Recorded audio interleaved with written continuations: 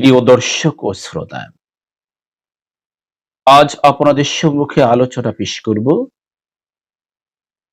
কোন কোন জিনিস ঘরের ভিতরে থাকলে জিনরা আপনার ঘরে বাসা বাঁধতে আগ্রহী হবেন। সম্মানিত ভাইয়েরা, জিন আমাদের থেকে দূরে নয়, জিন আমাদের খুব কাছে। কারিম নামক একটা জিন আমাদের প্রত্যেকের সাথে আল্লাহ বেঁধে দিয়েছেন।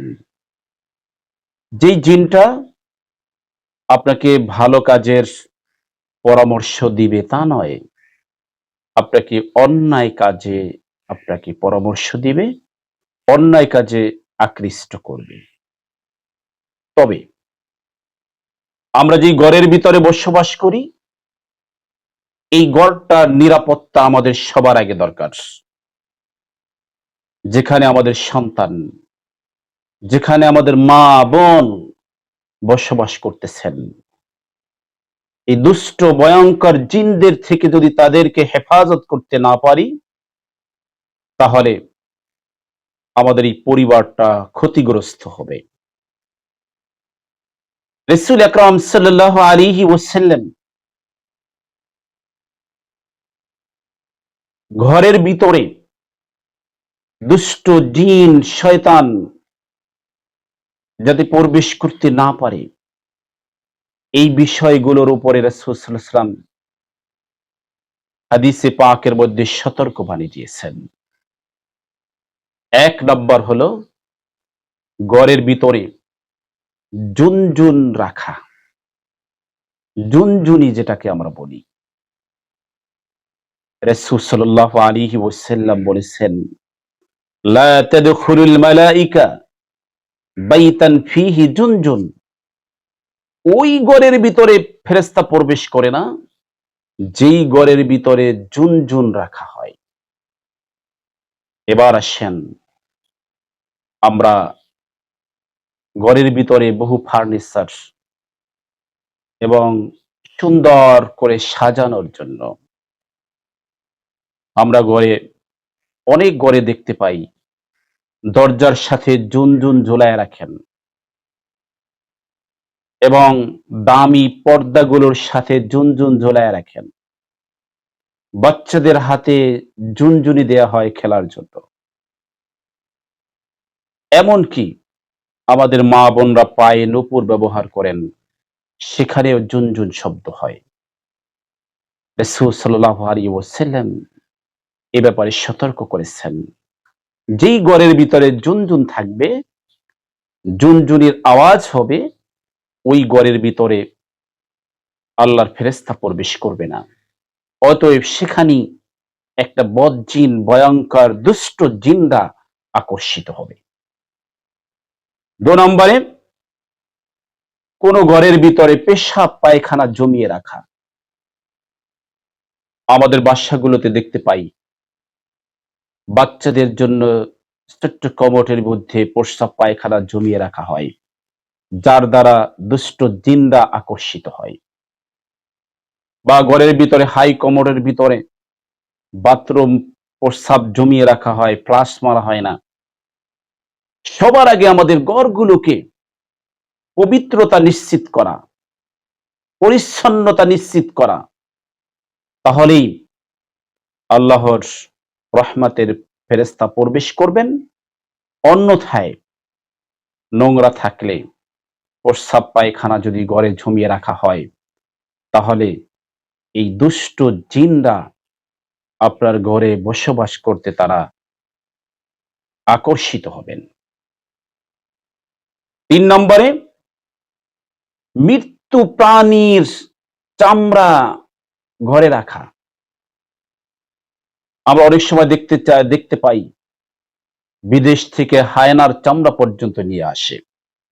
এই হায়নার চামড়া দিয়ে কালো জাদু করা হয়। হরিণের চামড়া, বাঘের চামড়া, এর দ্বারা ঘরের ভিতরে ওয়ারলেট করা হয় এবং ক্যালিগ্রাফি তৈরি করা হয়। এগুলো থেকে সতর্ক থাকা। এই মৃত্যু প্রাণীর চামড়ার সাথে দুষ্ট জিনের সম্পর্ক, তারা আকর্ষিত হবে। আরেকটা বিষয় হলো কতিউর রেহেম, যেই ঘর থেকে, যেই বাসা থেকে, যেই ফ্যামিলি থেকে আত্মীয়তা সম্পর্ক ছিন্ন হয়ে যাবে,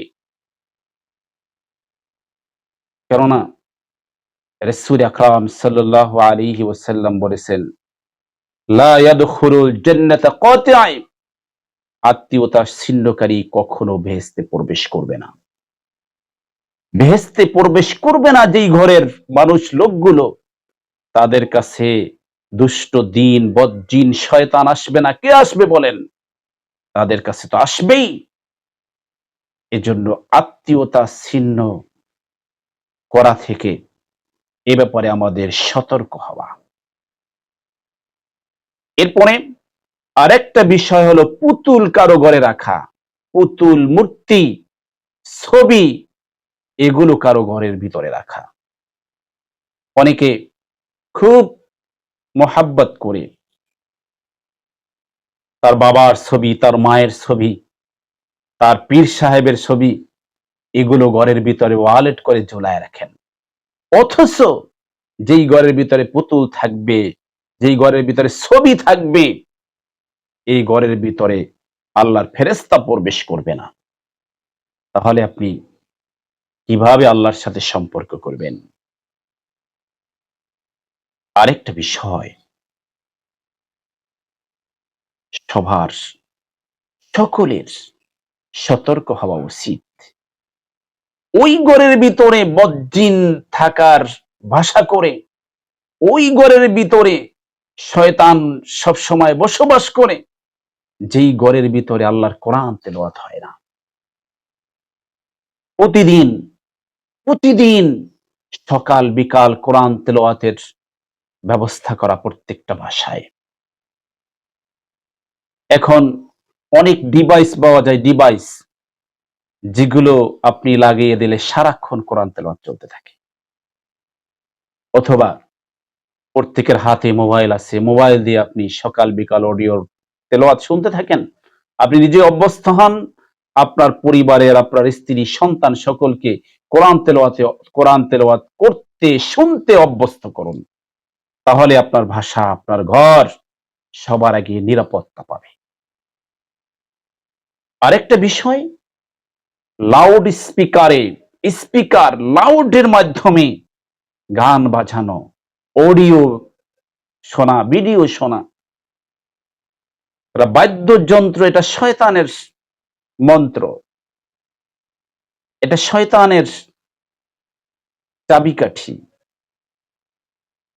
এর মাধ্যমে শয়তান আনন্দিত হয়, এর মাধ্যমে বদ জিনরা আনন্দিত হয়, দুষ্ট জিনরা আকর্ষিত হয়, আনন্দ পায়। এজন্য আমাদের এই লাউড স্পিকার, গান বাদ্য থেকে আমাদেরকে দূরে থাকা। আল্লাহ সুবহানাহু ওয়া তাআলা আমাদেরকে আমল করার তৌফিক দান করুন এবং আমাদের পরবর্তী ভিডিও পেতে আমাদের চ্যানেলটি সাবস্ক্রাইব করে পাশে থাকা বেল বাটনটি বাজিয়ে দিন এবং ইসলাম প্রচারের সঙ্গী হতে আপনিও আমাদের সহযোগী হন।